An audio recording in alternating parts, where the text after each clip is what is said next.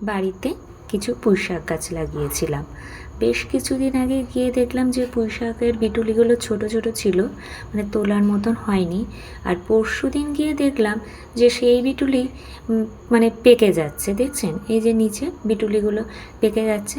তো ভাবলাম যে বিটুলিগুলো তুলে নিই, কত তাড়াতাড়ি বড় হয়ে যায় এগুলো। তো কালকে আমি সেই বিটুলিগুলো তুলেছি, মানে যতটা আমার লাগবে আমি পরিমাণ মতন তুলেছি। গাছ ভর্তি বিটুলি হয়েছে। আর এই দেখছেন বিটুলিগুলো কেমন লম্বা লম্বা বড় বড়, খুব ভালো খাই এই বিটুলিগুলো আমি। আমার পুঁই শাকও যেমন পছন্দের, আর এই বিটুলিগুলোও খুবই পছন্দের। এই দেখুন, দেখছেন কি বড় বড় বিটুলি হয়েছে, লম্বা লম্বা। তো পরিমাণ মতন তুলে নিয়েছে, আর ভেতরে তো গাছ মানে ভর্তি বিটুলি হয়েছে।